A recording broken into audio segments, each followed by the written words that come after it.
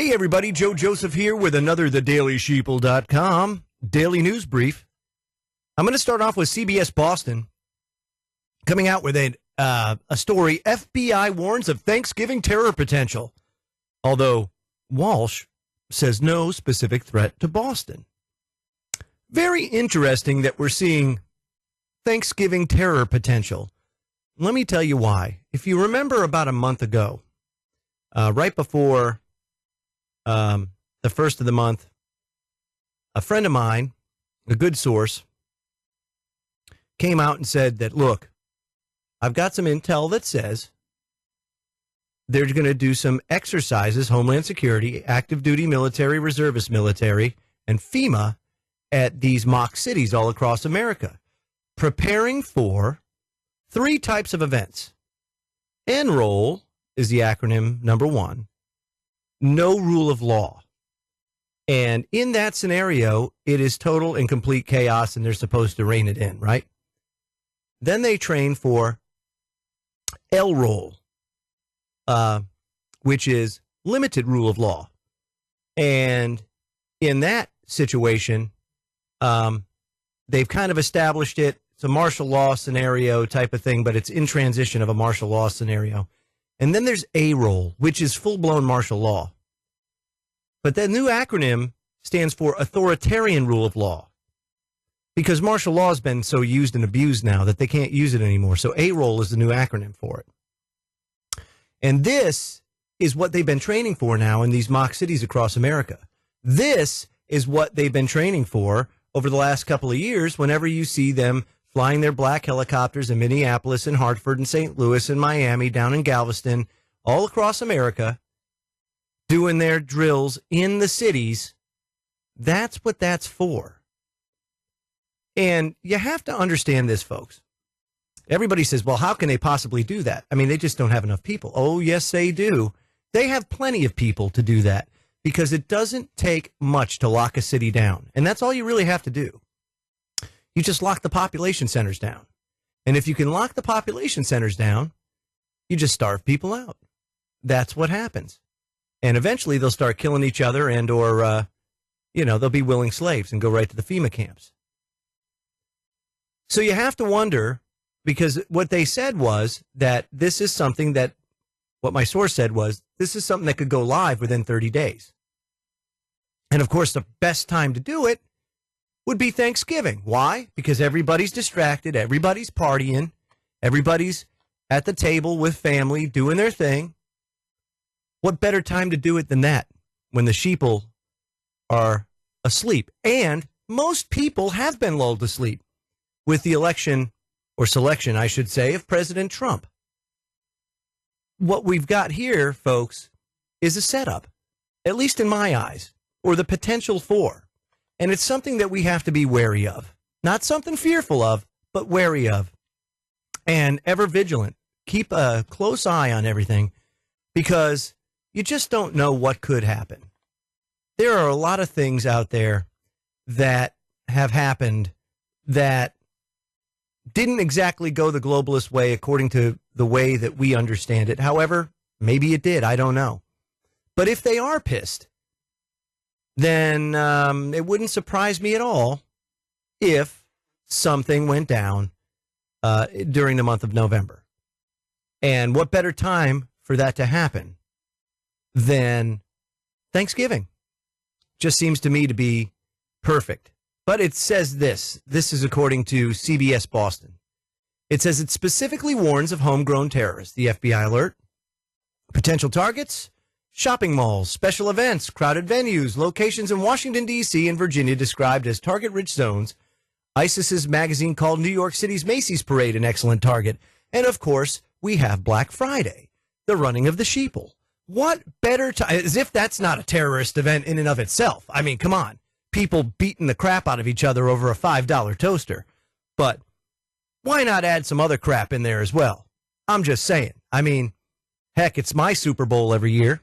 I get to sit down and watch people be stupid over cheap Chinese gadgetry. So, yeah, let's throw some terror in there as well, as if there wasn't enough. But Boston Mayor Marty Walsh said that there's no specific threat to Boston, He says, we're going to have more visibility out on the streets. People are going to see more police officers out there. You know, even during the holiday season, the shopping, we try to put more visibility out there. Could it be perhaps fear to push the more police out there, to make people be more comfortable and acceptable to these militarized police being in the street? I just see that's the thing, is you don't know what's real, what's not. Who's really pushing the fake news? Of course, it's the government. It's the FBI. It's all these. You don't know what's real and what's credible, what's a threat, what's not. You have to trust that they're doing what they're supposed to be doing and that information is genuine. But is it really? I don't know. Isn't it interesting how we have to trust blindly the government, but the government doesn't trust us? You know, even though we're their boss, it's supposed to go that way, right? But it doesn't. It doesn't. So we're really stuck between a rock and a hard place. And like I said, the best thing you can do is don't fall for the rhetoric. Don't fall for the propaganda.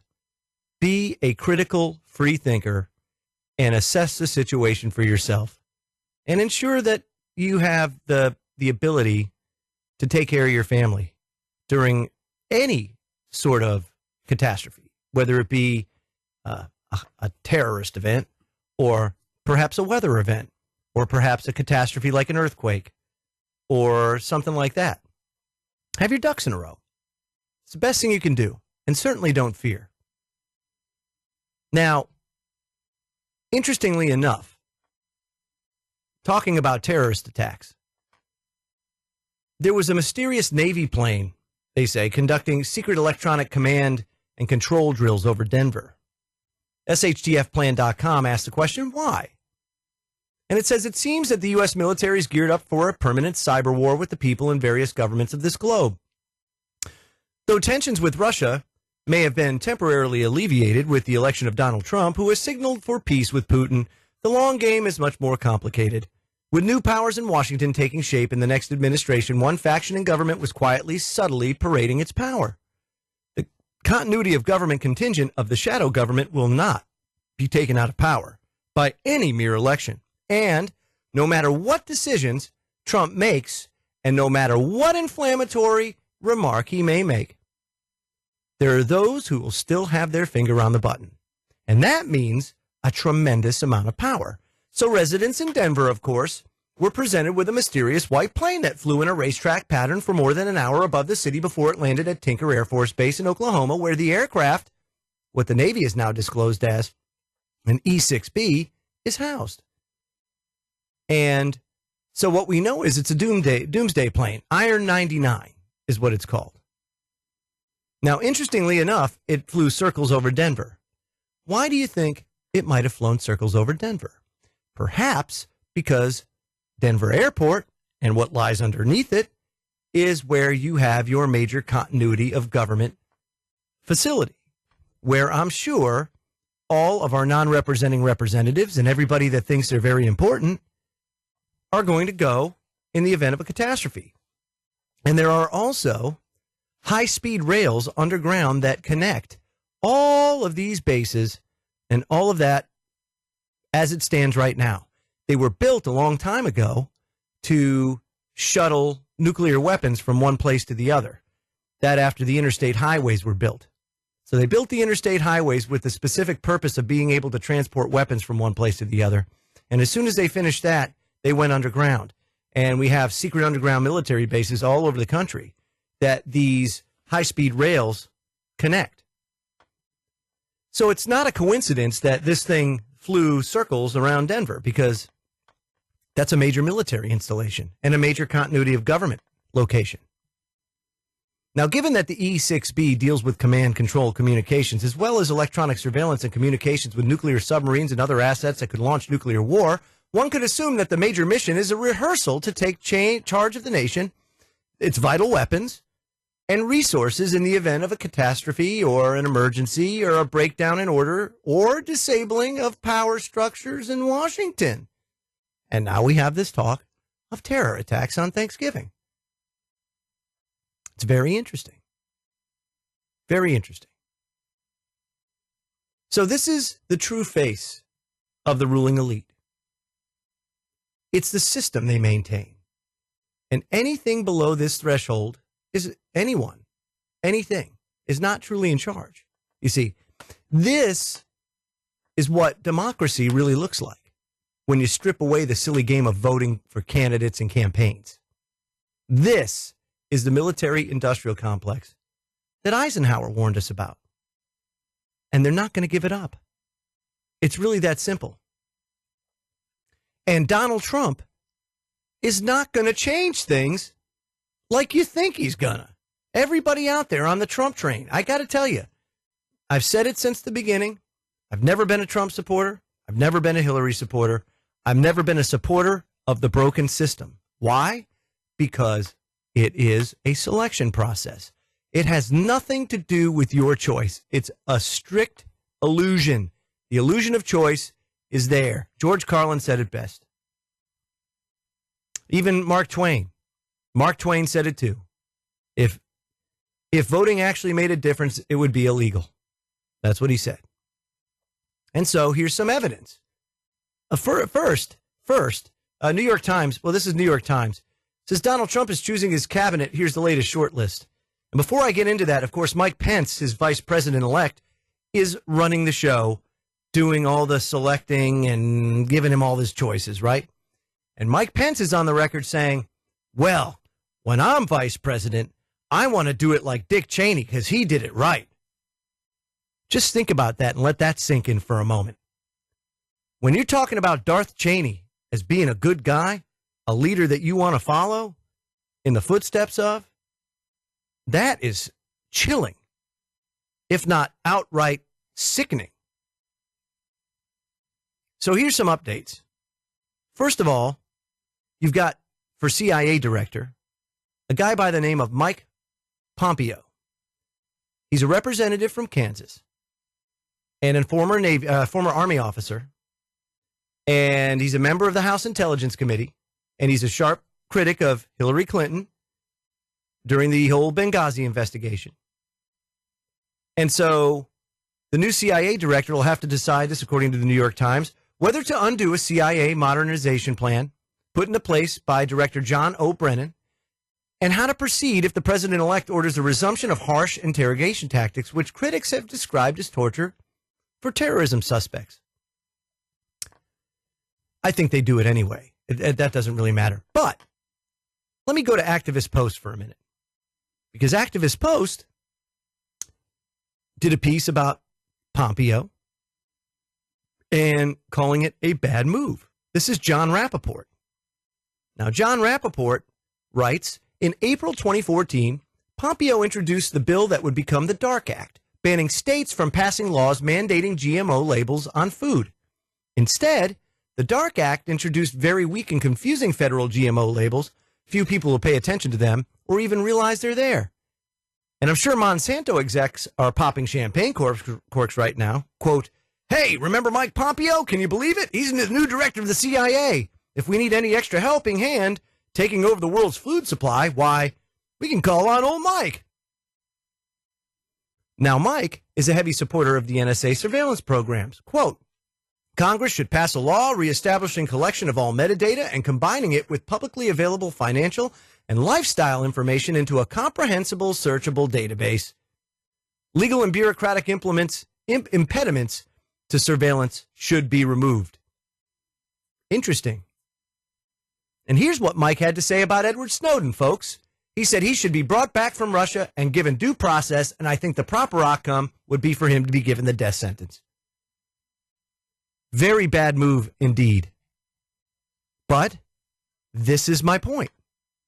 You have a candidate that said he is going to do things to bring us back to a more constitutional form of government, and that clearly is not what's going on. He wants Jeff Sessions to be his attorney general. Jeff Sessions is probably the biggest prohibitionist I've ever seen in my life. And whether or not you choose to like or dislike, say, marijuana, for example, it doesn't matter. No one should have a right to tell you what you can and can't do with your body. And if you do something to yourself or harm others, well, then you should be held accountable. It's called personal responsibility. It's something that everybody should understand. It's a good thing, personal responsibility. But those that live in glass houses should not throw stones. And Jeff Sessions is far from perfect, nor should he be telling anybody else how to live their life. This guy has a long track record of being racist and making racially charged comments, at the least. And, again, a very, very strong prohibitionist. And it's funny, it reminds me of the story of Mary Magdalene, when Mary Magdalene was going to be stoned to death. And Jesus comes around and he tells everybody, you who are without sin, you be the first one to throw the first stone, right? Who the hell gives this guy the right to tell us what we can and can't do? Yet this guy professes to know. I mean, this is the kind of people he's putting in place. Strict authoritarians. Michael T. Flynn, National Security Advisor. He's a retired Army lieutenant, 3-star general, and former director of the Defense Intelligence Agency. He's outspoken about his views of the threat posed by the Islamist militancy and an ardent supporter of Mr. Trump. He's an outward Muslim hater, okay? And look, regardless of how you feel about Muslims, we cannot allow what happened during World War II to happen again here in the United States, where Japanese Americans were interned. I understand the threat. I understand why they did it. I don't accept it. And I don't accept this now. Because hate and divisiveness is not the answer to the problem. The answer to the problem is get the hell out of the Middle East and leave these people alone and let them live their lives. And if they want to destroy each other, if they want to fight because their sect of Islam is better than the other, then let them go. And if people want to come here to worship freely and openly, let them come here. There's no problem with that. My grandparents were all immigrants. At one point in time, the Irish got absolutely lambasted every time they came over here. There was a big move, a big push to stop Irish immigration, to stop Chinese immigration, to stop Italian immigration. Why? Because the natives didn't want them here. And we're doing it all again. Because that's what human beings do. Is we repeat history over and over and over. It's insanity. We got Reince Priebus to be the White House chief of staff. That was a great reward for the former, or soon-to-be former, Republican National Committee's chairman. And chief strategist is going to be Stephen K. Bannon. Now, he's got short lists of all his, the rest of his cabinet. You can check it out at the New York Times. But all I can tell you is lobbyists, globalists, and people that don't have your best interest at heart. And they're all part of the system. And you're not going to get the change that you thought you were going to get, just like you did with Obama, just like you did with Bush, just like you did with Clinton. It's all the same. It's going to be all the same. Now, might he throw a bone our way sometimes? Oh, I'm sure he will. I'm sure he will. But let me tell you something. There's going to be a big push here from here on out to take control, to rule by authority. And that's what's going to happen, folks. So pay attention, be vigilant, and understand that that rosy vision of 8 years of peace, prosperity, and love, peace, and harmony may be a stretch. Just saying. I'm Joe Joseph. This was the DailySheeple.com's Daily News Brief. I'll have one again for you tomorrow. Have a great day, everybody.